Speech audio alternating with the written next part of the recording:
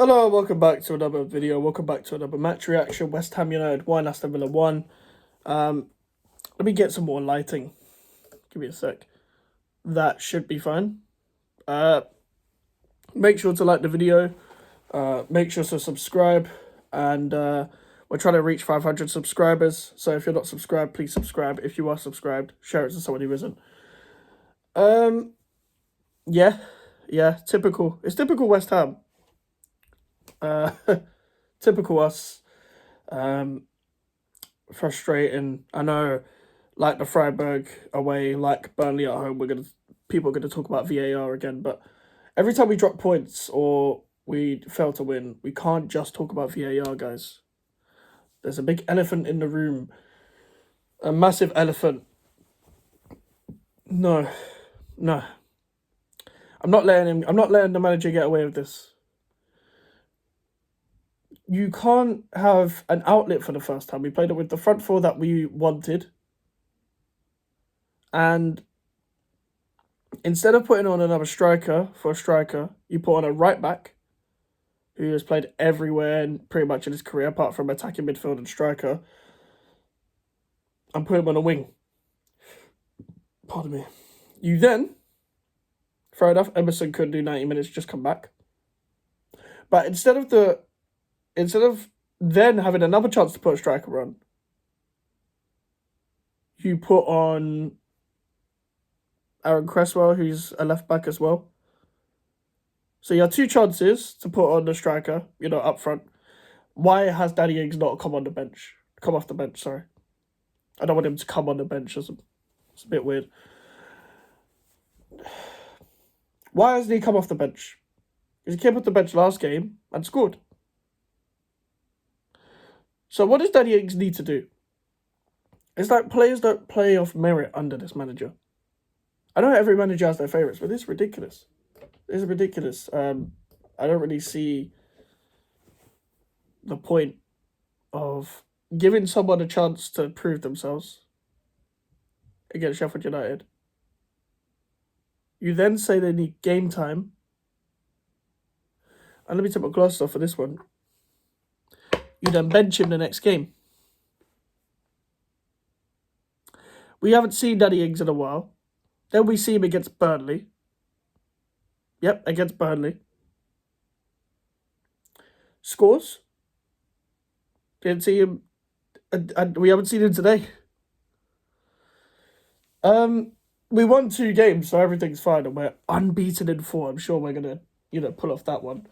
Unbeaten in 4. Also meaning that we bottled a 1-0 lead against Aston Villa, and we drew against bottom of the side. Well, the bottom side's Burnley. I don't care if they beat Brentford. Brentford had 10 men. We beat Brentford as well. Like, don't even try and overhype it. Stop trying to gaslight. Stop trying to make excuses. This is not good enough in terms of consistency. We are still here in the European spaces, and that's fine. Trust me, that is fine, because that's the standard. But I don't see it staying there. I don't know what I'm watching half the time. I don't understand the in-game management.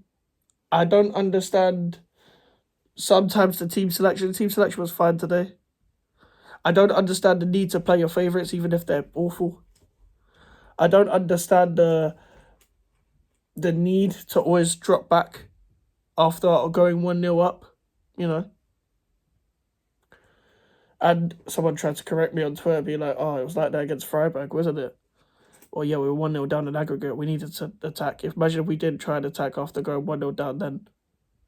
1-0 up then. Obviously, we needed 2 goals. Isn't that common sense? Is that not common sense? I don't understand if that's not common sense. I also don't want to hear about I'll take a draw either. I don't take draws. I don't take draws. Especially when you draw like that. I don't care whether Aston Villa are 4th or not. Aston Villa fans were happy with the draw today because they were away from home and they were struggling, and they've got a few injuries and stuff, and they're new to playing Thursday night football. We are not new to playing Thursday night football. This is our 3rd season running. So why can't you manage it? Because when we come back from international break, we're going to have Newcastle away. Then we have got Tottenham midweek. Then we've got another Premier League game. I don't remember what that one is. But then we've got Leverkusen. I'm pretty sure that's how it works. We've got Leverkusen, not the first week, but the week after. And then we've got Leverkusen again, obviously, because of the second leg. So we're going to be playing a lot of games in April. And we're closing in on May. The run-in is looking difficult. If we manage to win more than 3 games in the next 10, or how many other games we have, let me look at the Premier League table. Give me a second. I'm going to have a look at the Premier League table because I do not have it in front of me. Premier League table. Premier League standings, whatever. Okay, we have 9 games left.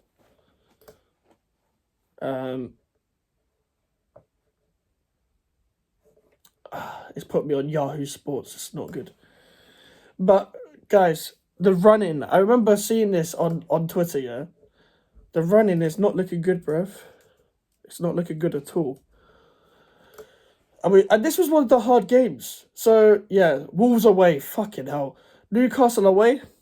Tottenham at home. Wolves away, they do have a lot of injuries, to be fair to them. That'll be a 3 o'clock game.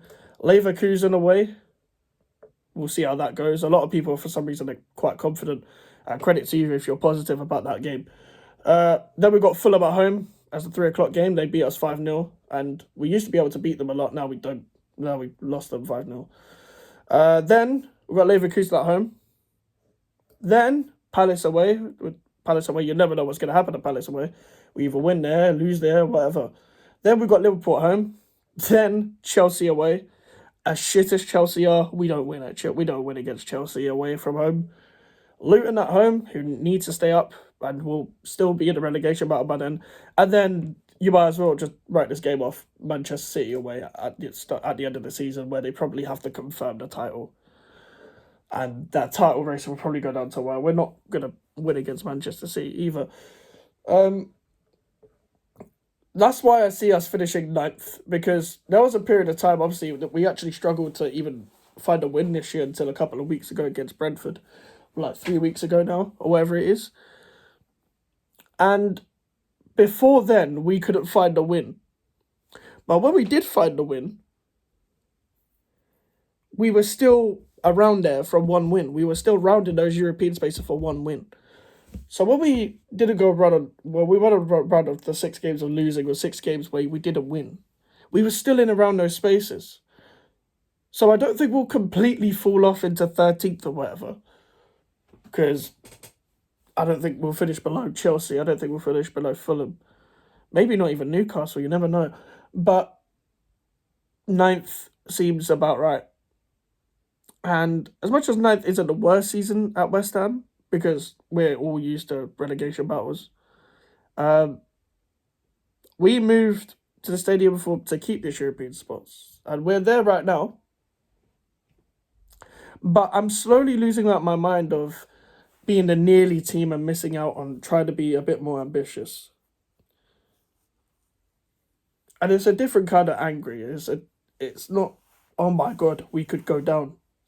It's, oh my God, we could be more ambitious and shock teams, but we failed to do that. Today started off really well, first 45 minutes, where Mikel Antonio was the outlet. Mikel Antonio was amazing. Vladimir Sufal was amazing in the first half. I've been critical of Sufal all season, but that was an amazing cross. That's the crossing I want to see, you know? Not passing backwards onto your left foot all the time. That's what I want to see. But when that first half ended, we started the second half all right. Then the first disallowed goal happened. And then everything stopped from there. Then it got worse when Antonio came off. Then Bowen went up front again. And Bowen is not a striker. Bowen does not need to be playing long ball football as a 5'9" man. Or 5'10", however tall he is. He's not a striker. He runs in behind well as a right winger. Okay? I think we've all pretty much got that nailed down by now. I'd like to think so anyway. But listen, if you want to carry on defending this manager, I get it. I get from your perspective that you can see us in the league table and you can see us in Europe and all that kind of stuff. But come on. I'm not even a style of play merchant. But you could get more out of these players, believe it or not, out of your 11. We didn't have to sell ourselves light. And when it comes to the Thursday, Sunday football, as much as we're used to it, we're going to get a bit worn down by it. Because we're going to become a bit too comfortable with our league position.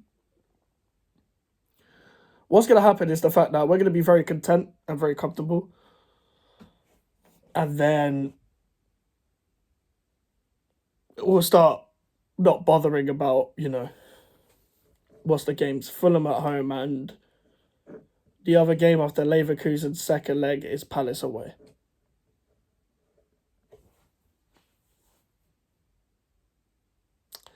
So we'll see. We will see. But I'm not going to repeat myself week in, week out. I will explain in a longer term video when the time is right. Probably when Moyes leaves, because I'm assuming he's going to leave at the end of the season. I'll explain everything about the Moyes era. I'll do a video essay on it. But for now, we'll leave it. We're going to take it game by game and we'll see what happens. And I hope we finish in Europe again. I don't see it happening. But I am bored of repeating myself week in, week out. It was bad game management. The substitution, even Paquetá for Ward-Prowse, that was a substitution that anyone could have predicted today. Now, Paquetá's just coming back. But that was also another opportunity to put Danny Ings on. Because Cornet's not there. So, whatever, innit? Cornet wasn't even going to be put on anyway. But putting Johnson on the wing, I'm sorry, he's not on. Why are you relying on a right back to play on a wing? Just because he did a couple good appearances. A couple good appearances, by the way, does not earn you a new contract as well. I would not give Moyes a new contract. I would not give Johnson a new contract either. Now, I feel sorry for Johnson a bit because when Emerson was injured, he probably should have been the left back coming in. But Cresswell kind of held his own, to be fair, especially against Freiburg, he did well. But if you're constantly playing in every position, you're never going to get a form of consistency. But what I will say from last season, I was sick of Ben Johnson. Doesn't offer enough as a footballer. If you can tell me what Ben Johnson is good at, I'll have a debate with you. But for me, I don't know what he's good at. We've got attacking players. Let's get the best out of them. Because we did against Brentford. We did against Freiburg. Freiburg at home anyway. So let's carry it on. Let's not go to St. James's Park and park the bus. Let's not go to Tottenham at home and park the bus.